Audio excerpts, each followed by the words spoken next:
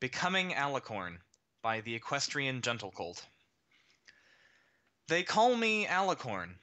It's an odd name, but fitting in its way. If you look in the dictionary, you will find two definitions for the word.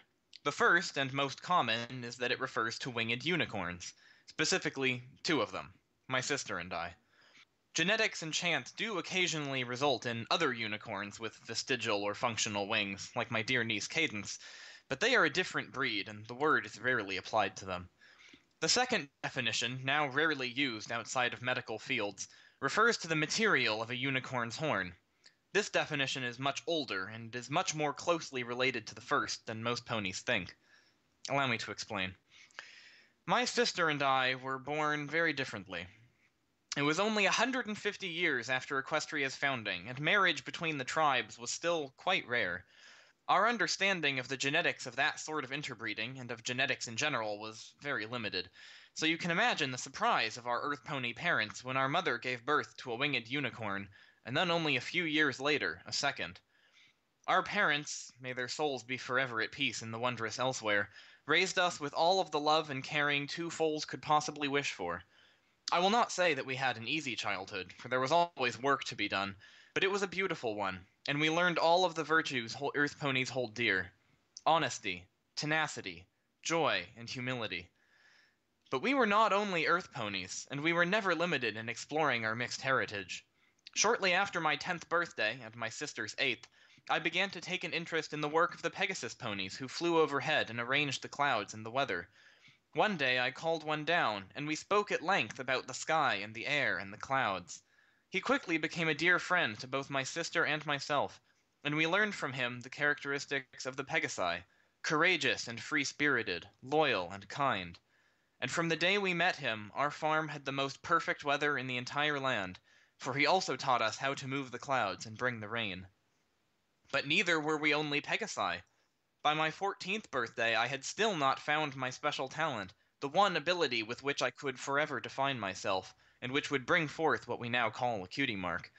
In search of answers, my sister and I bid a fond farewell to our beloved parents, full of promises to return one day with our heads held high and our souls and flanks emblazoned with new purpose, and set off to the unicorn city of Canterlot. There we learned of the spirit of the unicorn ponies: generosity and grace, nobility and magic.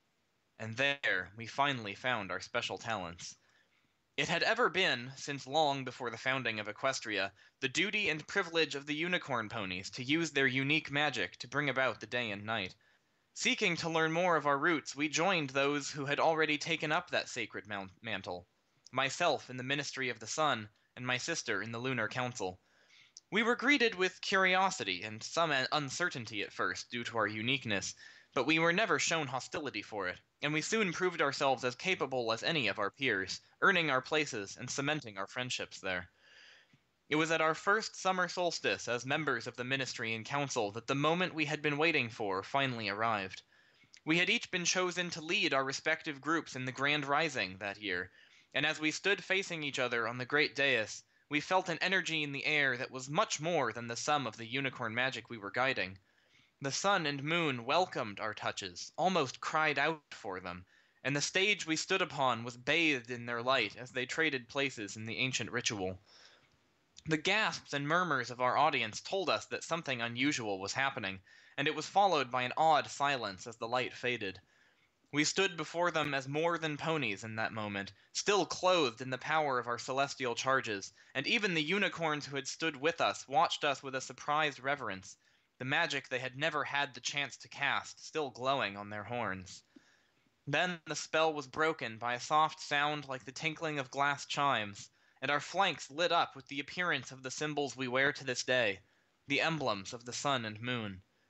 A great cheer went up all around us, and the solemnity of the ritual was forgotten as friends from both on the stage and off it swarmed us with embraces and congratulations. Naturally, the first thing we did as soon as the festival ended was take to the skies and fly as fast as we could back to our old home to give our parents the news. There seems to be an unwritten rule of narratives like this one, which states that, having achieved their greatest goal, the joy of this wonderful moment must be shattered when the heroes return home to find their old homestead is no more, or that their parents had passed away in their absence, or that they had arrived just in time to hear their most likely trite and cliché dying words. I have never seen the appeal in such cruel twists of fate, and I can assure you that it was not so with us. Our home was just as we had left it. Other than that, it had been spring then, and our parents, as hale and hearty as ever, welcomed us in with open arms. We babbled excitedly about our time in Canterlot over a delicious earth pony dinner of baked potatoes and corn, and our parents beamed with pride at the mares their two daughters had become. We spent the night and left the next morning, after a great many more hugs and nuzzles and promises to write. The years in Canterlot passed quickly after that. We soon became the leaders of our respective councils, and over time the sizes of the groups began to dwindle. Not because of any disharmony or lack of interest, but because, as ponies retired or moved on to take other jobs, there was simply no need to replace them. Where a score of unicorns had previously grouped together their magic in a clumsy effort to force the sun and moon into their places, my sisters and my own mastery and growing power allowed us to do it with less and less assistance, and then finally, alone. As the years passed, we became increasingly aware of how different we truly were from other ponies. Where others aged, we simply grew stronger. Even as we welcomed our elderly parents into our Canterlot home to spend their twilight years in well-deserved peace and comfort, we looked hardly a day older than we had upon our first visit to them those many years ago. They passed peacefully some years later, and it was as happy a goodbye as there has ever been.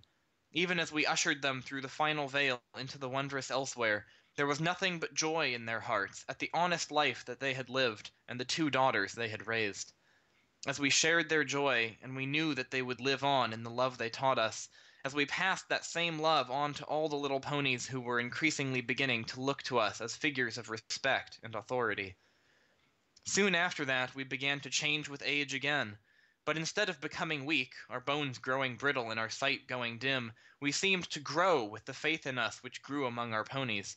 Each aspect of our heritage strengthened. Our horns became longer and our magic more powerful. Our wings spread wider and our flight became more graceful. And our bodies grew larger and stronger until we stood at least a head over any other ponies.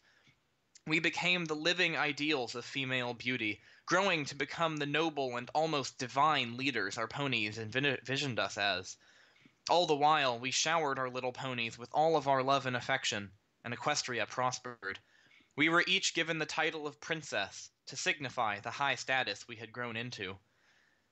The term alicorn refers to the material of a unicorn's horn, and it is that material which focuses and shapes a unicorn's unique magic.